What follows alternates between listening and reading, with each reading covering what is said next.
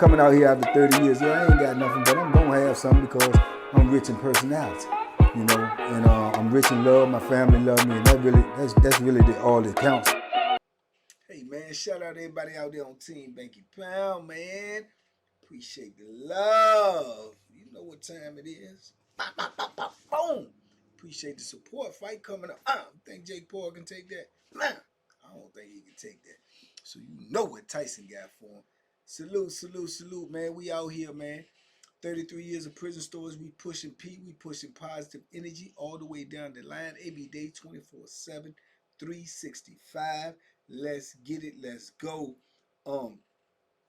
We pulling up on this meet and greet, man. We got less than 15 days, man. What you gonna do?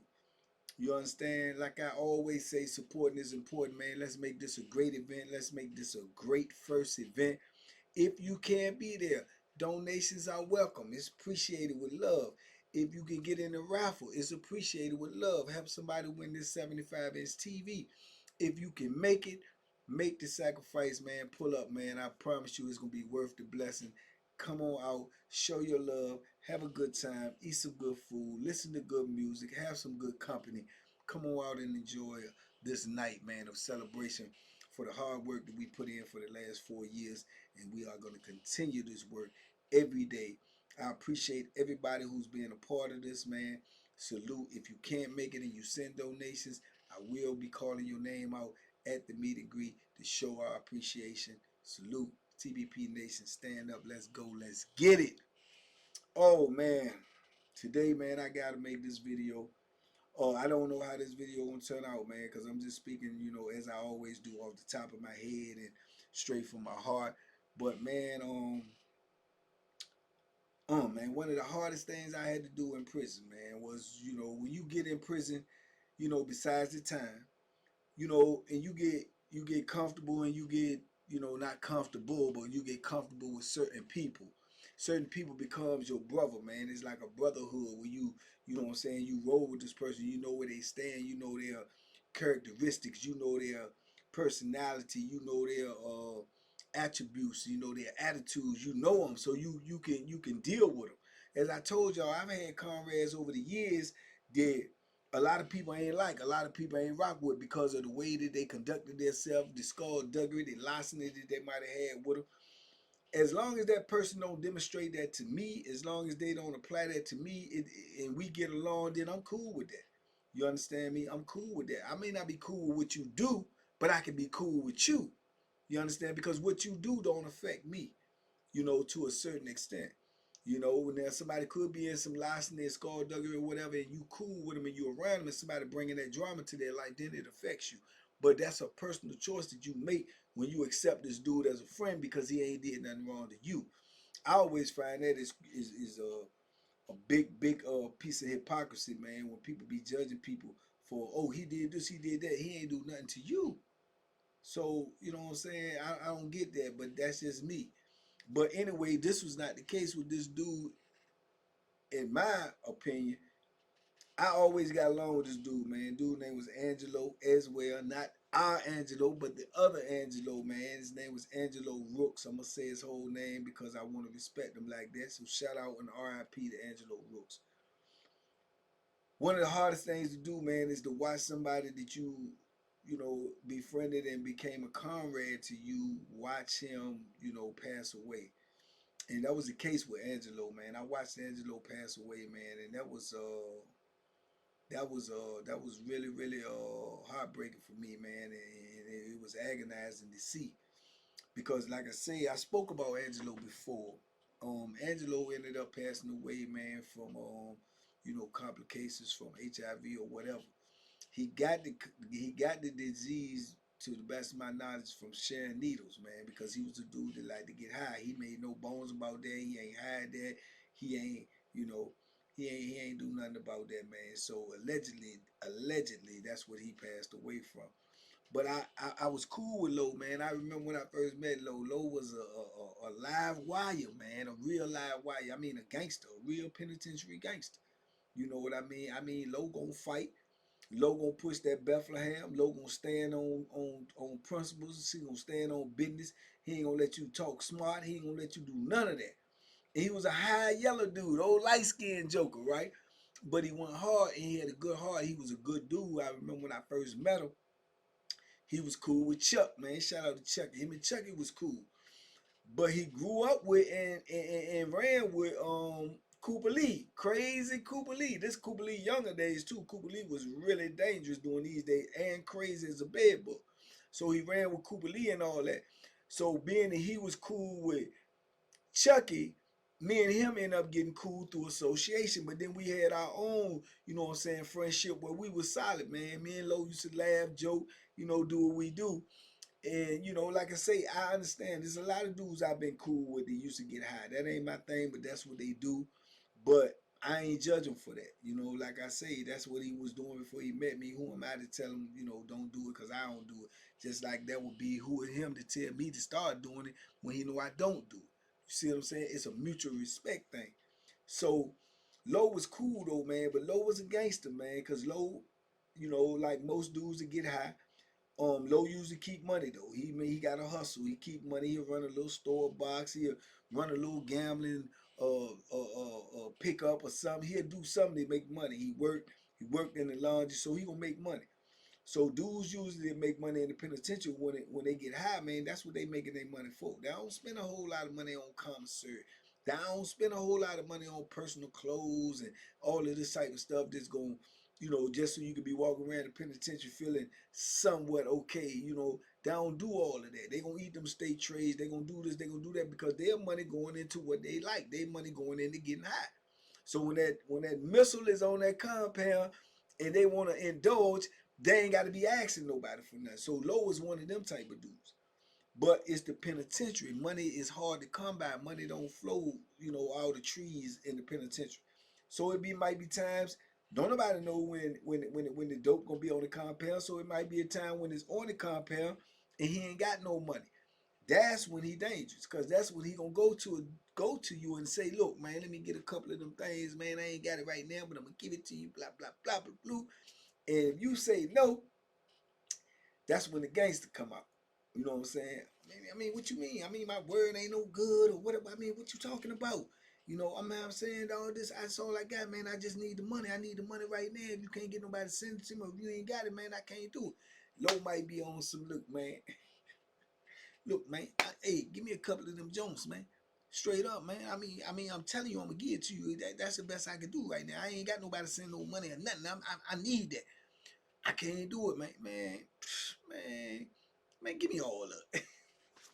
Give me all of it. Huh? What you doing? Man, give me all of it. And he one of them. And he mean that. And you can buck if you want to. He gonna hit you. You know what I'm saying? Low was like that, you know, and he was a gangster, and dudes knew he was a gangster. Furthermore, not only was he a gangster, he got gangsters that mess with him. You know, you got Cooper Lee, you got Chuck, you know, you got dudes like me, you got dudes that rock with him. So if he in for real, if it's somebody trying to get at him, especially if it's more than one people, they know they dealing with some people that, you know what I'm saying, ain't to be dealt with. So Low used to, yeah, man, Low was a real live gangster, man. And I respected him for what he, you know, how he carried it.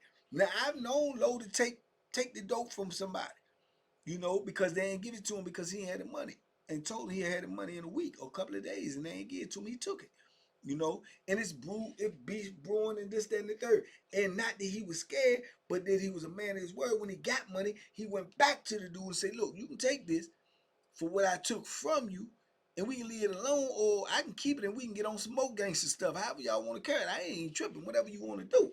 You know what I'm saying? We can just get it popping right now if that's what you want to do. You know what I'm saying? Bring your crew. Do whatever you want to do. You know, he was one of them. You know, a real one. He coming. You know what I'm saying? And I've known him to do that. But he want that dope.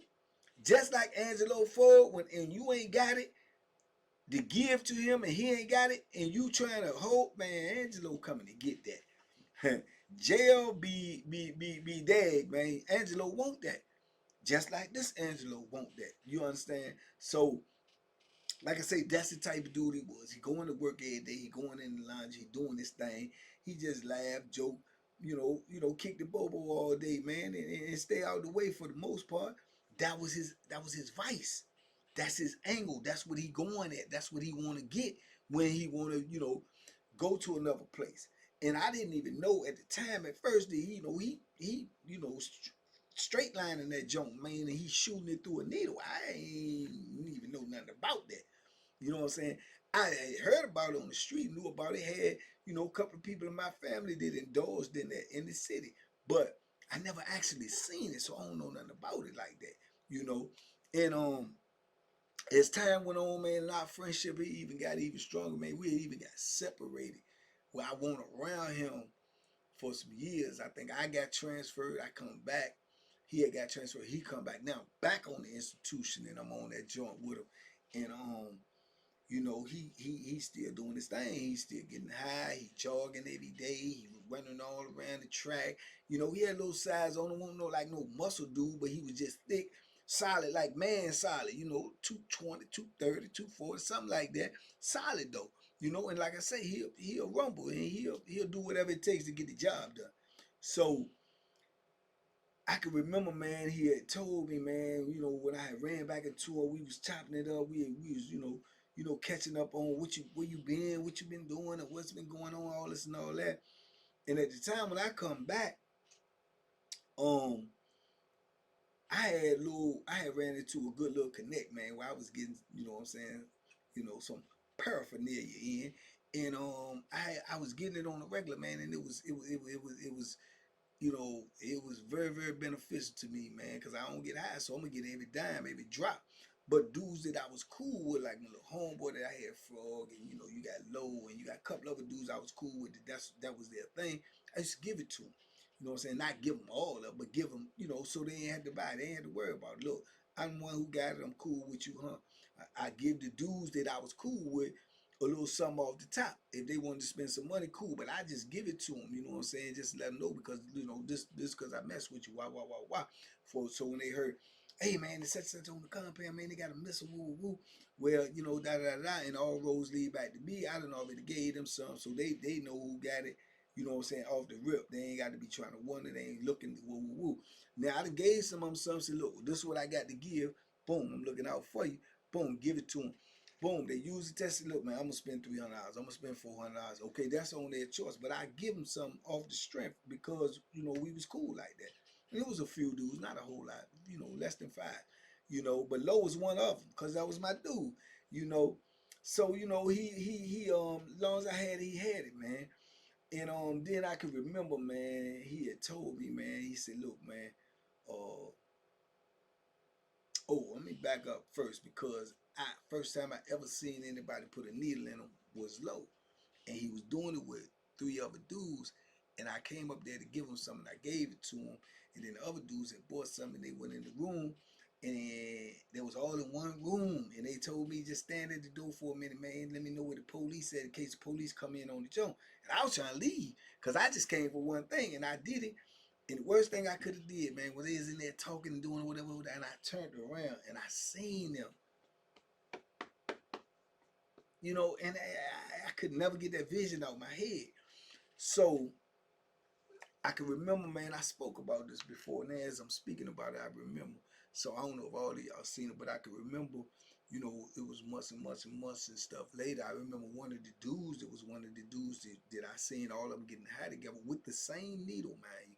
He ended up going to the hospital one day, and he was sick, and nobody knew what was wrong with him. He ain't never come back. Seemingly healthy all the time. After he got sick and went to the hospital, he never come back. And then next thing you know, they was packing up all this stuff, and dudes was like, "Well, what happened to this?" Man, he passed away, and that was mind-boggling to me. What? I mean, this dude was, he worked out. He was older, but he worked out. He never knew nothing was wrong with him. So no signs whatsoever. He was gone. Ain't nobody know what was going on. So then later on, another dude ended up getting sick, and they was saying that he had, HIV. He got it from them dirty needles. And the first thing came to my mind, oh, he just passed away. Oh, what? Needles. And I remember seeing Low and all of them together using the same needle. So I remember that. So I didn't, move a little further. I remember Low came up to me one day, man, and like I say, he used to jog the yard every day and everything, and he was like, man, and I could tell he was getting smaller. It was visually, I could see it. It was evident. And I said, man, you losing weight like I don't know what, man. He was like, yeah, man, I'm getting smaller, man. He said, man, I don't know something wrong with me, man. I don't feel good, man. He said, man, you know, I passed out on the yard the other day. I was jogging, just passed out, man, just fainted. I was like, what? I said, you been to the doctor? He said, yeah, I went over there, man. But, you know, they ain't doing nothing to send me back, man. Gave me some Tylenol. He said, man, I don't feel right, though, man. I don't feel right. And I was like, man, that's crazy. You got to make them do something. Like I tell y'all all the time, too. Medical in prison is basically non-existent. You probably can give a better diagnosis than what they gonna give you. You know, they gonna give you some Tylenol, a headache or something, send you on back, and they gonna charge you for that. So I remember, man, it was a couple of months later, man, and he saw me on the yard, man. We was talking and everything. He said he went over to medical. He said talk to the people, man. He said, man, they told him, you know what I'm saying, that he said got HIV or something, right? I'm like, what?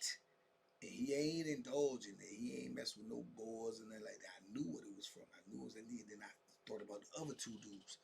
And I was like, boom. Then I thought about the fourth one that was in there. And I asked about him. I was like, what's up with? And he was like, man, boom. Because he knew where it came from. And he was like, boom. He said, I got scared, man. As soon as I found out he had passed away, man, I was, you know what I'm saying? But I was praying and I was hoping. And you know, and I'm like, man, listen, man.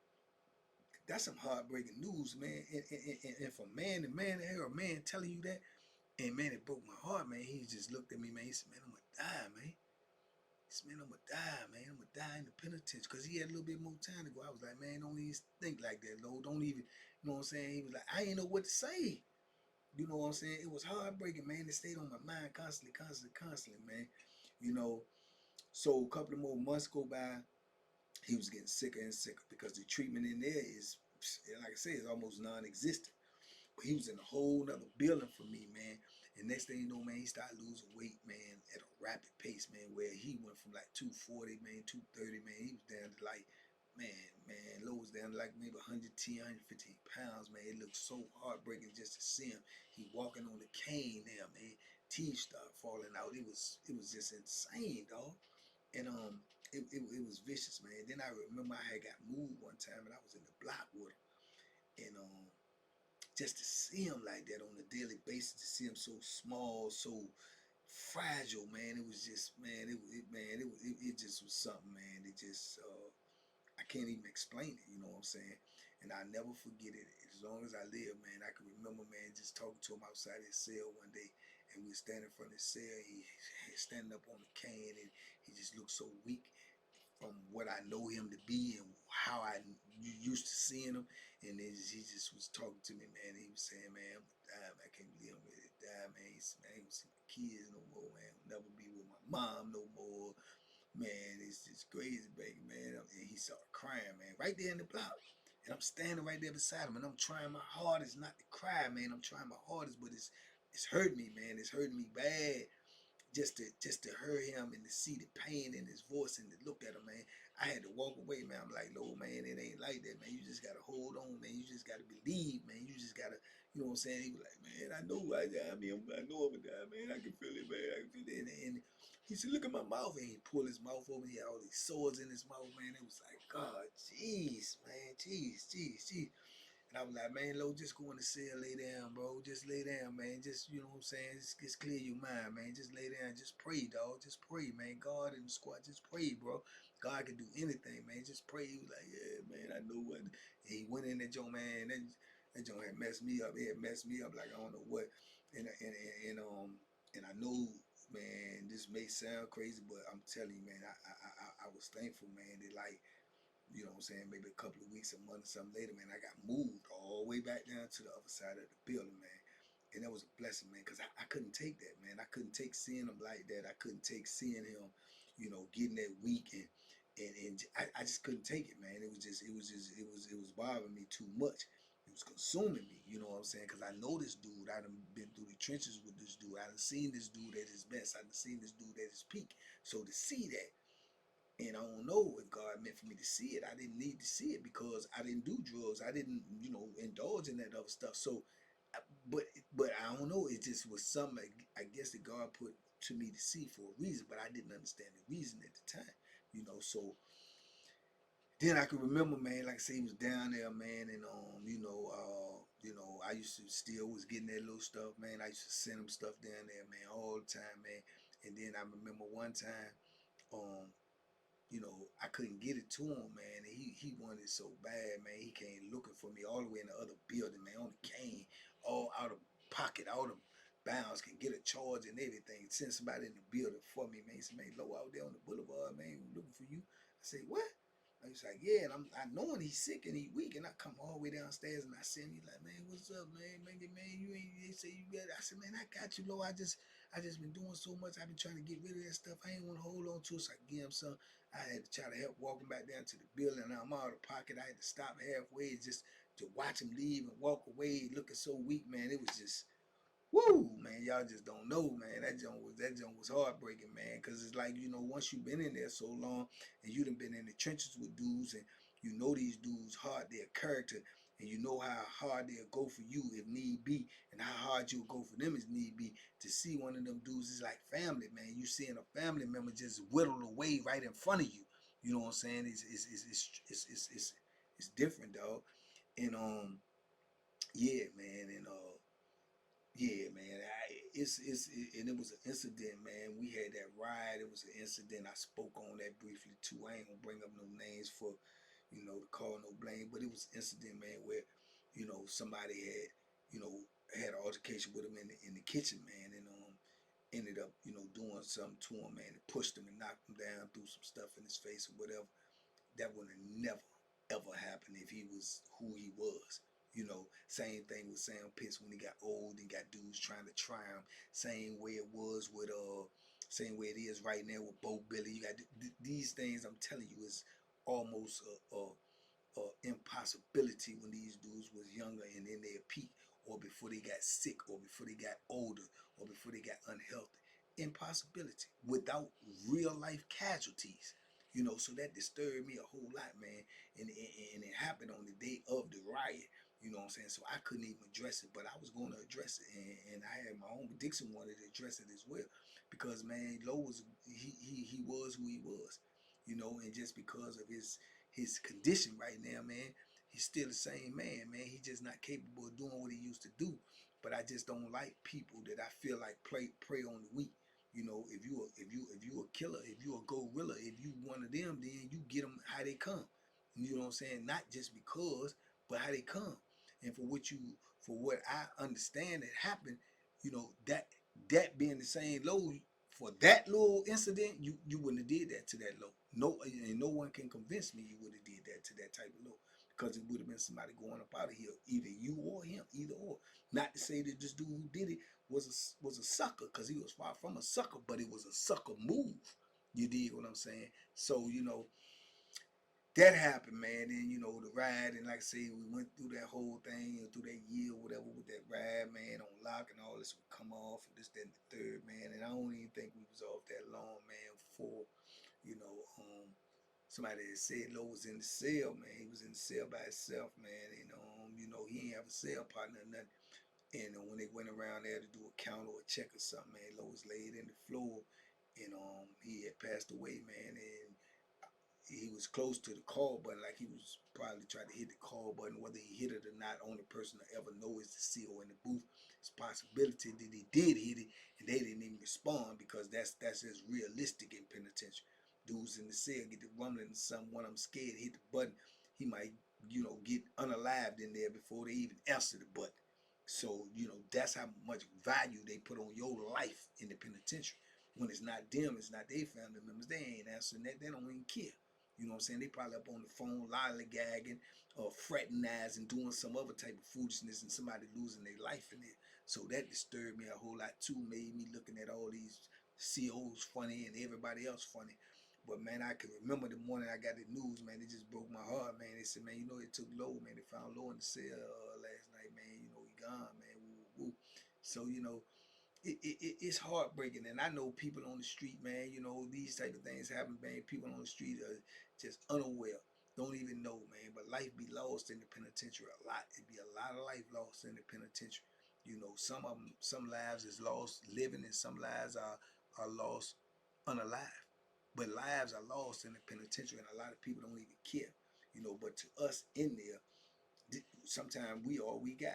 You know what I'm saying? So it means a lot. It's like family, man. Low is like family to me, man. So, you know, as you can see, I speak about him now. He ain't gonna never be forgotten out in my mind. You know what I'm saying? Because like I say, he won't nothing never but a friend to me. When I had the situation with Big Raymond, it was Low who came to me when I was standing on the rail after the whole situation. So it was Low who came to me and say, "Give me the knife, man. Let me get rid of it. They gonna come get you." And I was so paranoid and so zoned out at the time, like, nah, he might come back. He said, man, the man ain't coming back, man. The man might not even come back at all, man. You know, just let me get it, man. They gonna come get you, shout. They gonna come get you. I said, nah. You know what I'm saying? He was, all right. He walked away. And I can remember that scene like it was yesterday. You know what I'm saying? Because he was frustrated because he was trying to help me. But in my, you know, naivete and in my aggression and in my adrenaline flowing, I'm like, man, I ain't gonna be without no weapon, and I just did this. Anything can happen. But he knew more than I did because he was in the penitentiary longer than me. He knew the count. He knew what was going on. I didn't. You understand me? So, yeah, you know, and y'all know that story. You go back and watch the Big Raymond joint. But yeah, man, he wasn't nothing but a friend to me, man. He was a good dude to me, and I don't care what nobody else think about it. You know what I'm saying? But for me to watch him, you know, whittle away like that, man, was one of the hardest times in my bit, man. And it kind of like spooked me from getting real close to dudes as brothers. You know what I'm saying? Because you don't know what might happen. You know, if they get something happen to them tragic, and then you gonna have to deal with it. Just like people out here on the street got to deal with losing a loved one or losing a family member out here on the street. It affects you the same way, and we just in a close proximity in a closed community. And you know what I'm saying, you ain't gonna have that many comrades, you ain't gonna have that many friends that you cool with like that, that you know, if I got to go out on this yard and there's 20 dudes out here and they talking about they gonna kill me, they gonna get back to back with you, and let's get it. It ain't too many dudes even built like that, let alone in the